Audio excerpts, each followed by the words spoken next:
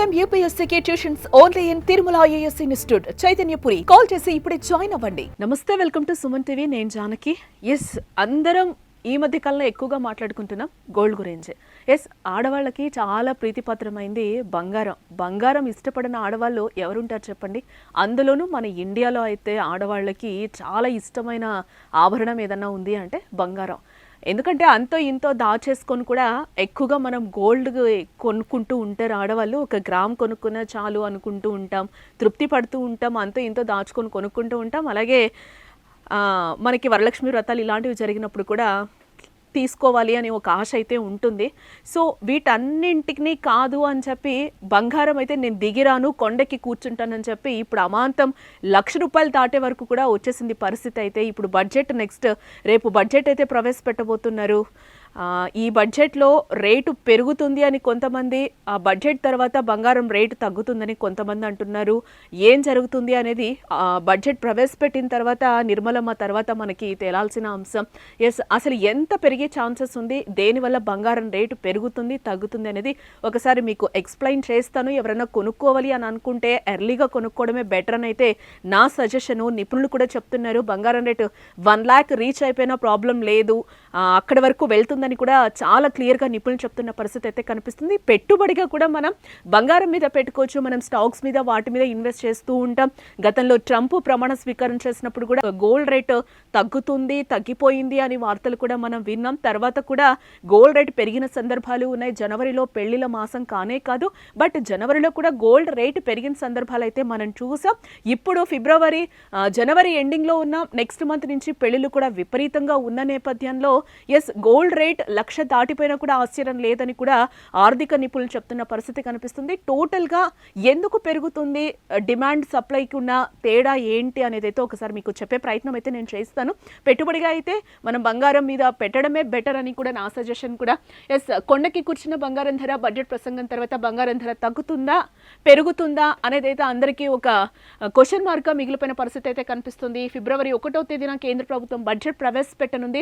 ఈ బడ్జెట్ నేపథ్యంలో ఈ సంవత్సరం బంగారం ధరలు తగ్గుతాయా లేదా పెరుగుతాయా అనే సందేహాలు చాలా మందిలో కలుగుతున్నాయి. నిజానికి బంగారం ధర గత బడ్జెట్ సందర్భంగా భారీగా తగ్గుదల నమోదు చేసింది. అయితే ప్రస్తుతం మాత్రం బంగారం ధర భారీగా పెరిగే అవకాశాలే ఉన్నాయని కూడా అంచనా వేస్తున్నారు. ఎందుకంటే అంతర్జాతీయ పరిణామాలతో పాటు రేపటి బడ్జెట్ ప్రసంగం పైన కూడా ఊహాగానాలు అయితే వినిపిస్తున్నాయి. అదే మొదట్లో నేను చెప్పినట్టు గోల్డ్ రేటు పెరుగుతుందా తగ్గుతుందా అనేది అయితే బడ్జెట్ తర్వాత తగ్గచ్చు అని చాలా మంది అభిప్రాయపడుతున్నారు. ఎందుకంటే వ్యాపారులు కూడా కొంచెం ఏదైతే జిఎస్టీ ఉందో అదంతా తగ్గిస్తే కొంచెం ఊరట లభిస్తుంది వ్యాపారులకు అని కూడా చెప్తున్నారు. ఆ విధంగా జిఎస్టీ తగ్గిందంటే ఆటోమేటిక్గా గోల్డ్ రేట్ కూడా తగ్గుతుంది, అందరం కొనుక్కునే సిచ్యువేషన్ వస్తుందని కూడా అర్థమవుతుంది. బట్ బడ్జెట్లో ఎలాంటి నియమాలు ప్రవేశపెడతారు, ఎలాంటి రూల్స్ పెడతారు, వేటికి బ్రేక్ ఇస్తారు అనేది అయితే మనకి తేలాల్సిన అంశం.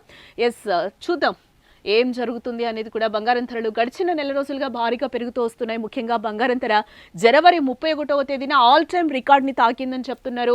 నేడు తాజా ధరలు చూసినట్లయితే బంగారం ధర 24 క్యారెట్స్ 10 గ్రామ్స్ వచ్చి ₹84,500 అయితే తాకింది. ₹90,000 పెద్దగా వేరియేషన్ లేదు. 90,000 నుంచి 1,00,000 అవ్వడానికి కూడా ఇక్కడ టోటల్గా మనం చూసుకుంటే 14,000-15,000 మాత్రమే తేడా ఉంది. అది ఎప్పుడైనా పెరగచ్చు, అది కూడా మన చేతుల్లో లేదు. చూద్దాం ఎంతవరకు బంగారం రేటు పెరుగుతుంది తగ్గుతుంది అనేది. ముఖ్యంగా బడ్జెట్ అనంతరం బంగారం ధర ఎంత మేర పెరగొచ్చు అనే సందేహాలు ప్రతి ఒక్కరిలోనూ కలుగుతున్నాయి. ఇదిలా ఉంటే ఫిబ్రవరి 1 కేంద్ర ప్రభుత్వం బడ్జెట్ ప్రవేశపెట్టనుంది. ఈ నేపథ్యంలో ఈసారి బడ్జెట్ ప్రసంగం అనంతరం ధరలు తగ్గుతాయా లేక పెరుగుతాయా అనే సందేహాలు చాలా మందికి కలుగుతున్నాయి. దీనిపై నిపుణులు ఏమంటున్నారో ఇప్పుడు ఒకసారి అయితే చూద్దాం. 2024 జూలై నెలలో ప్రవేశపెట్టిన బడ్జెట్ అనంతరం బంగారం ధరలు ఒక్కసారిగా భారీగా పతనమైన సిచ్యువేషన్ అయితే కనిపించింది. అది ఎప్పుడు 2024లో. ఇప్పుడు ముఖ్యంగా బంగారం ధర తగ్గడానికి ప్రధాన కారణం అప్పట్లో బంగారం దిగుమతిపై సుంకాన్ని 15% నుంచి 6%, 15% నుంచి 6% తగ్గిస్తూ కేంద్ర ప్రభుత్వం నిర్ణయం తీసుకుంది. కాబట్టి బంగారం ధర భారీగా తగ్గిపోయిందని లాస్ట్ సెషన్లో మనకు అర్థమవుతుంది.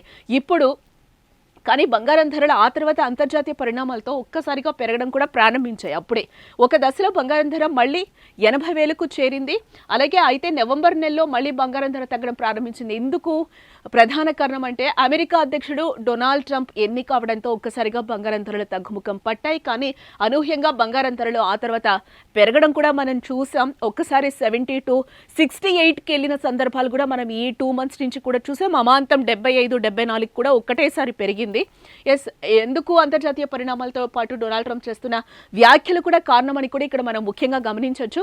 బంగారం ధరలు అంతర్జాతీయ మార్కెట్లో కూడా పెరగడంతో ఒక్కసారిగా దేశీయంగా కూడా రికార్డ్ స్థాయి దిశగా పరుగులు వేయడం మొదలుపెట్టాయి.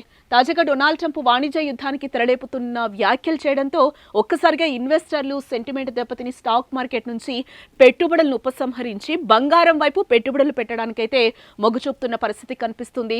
దీంతో అంతర్జాతీయంగా కూడా బంగారం ధర భారీగా పెరిగింది. ప్రస్తుతం అమెరికాలో 1 ounce సుమారు 31 గ్రాములు బంగారం ధర $2,750 దాటింది. దీంతో దేశీయంగా కూడా బంగారం ధర భారీగా పెరిగి ఆల్ టైమ్ రికార్డ్ స్థాయి $84,500 నమోదు చేసింది. ఇక తాజాగా బంగారం ధర పెరగడానికి మరొక ప్రధాన కారణం ఫ్యాక్టర్ బడ్జెట్ అని కూడా చెప్పచేశారు. బడ్జెట్ 5లో విలువైన లోహాలు దిగుమతి చేసుకోవడానికి సుంకం పెంచే అవకాశం ఉందని వార్తలు వస్తున్నాయి. ఇదే కనుక జరిగినట్లయితే బంగారం ధర కనీసం నేను చెప్పాను కదా 90,000 వరకు పెరిగే ఛాన్స్ ఉందని కూడా నిపుణులు చెప్తున్న పరిస్థితి కనిపిస్తుంది. ఇది ఇలాగే కొనసాగితే ఈ సంవత్సరం బంగారం ధర ₹1,00,000 అయ్యే ఛాన్స్ కూడా కనిపిస్తుంది. ₹1,00,000 అయినా కూడా ఆశ్చర్యపోవాల్సిన అవసరం లేదని కూడా మనకి చెప్తున్న పరిస్థితి అయితే కనిపిస్తుంది.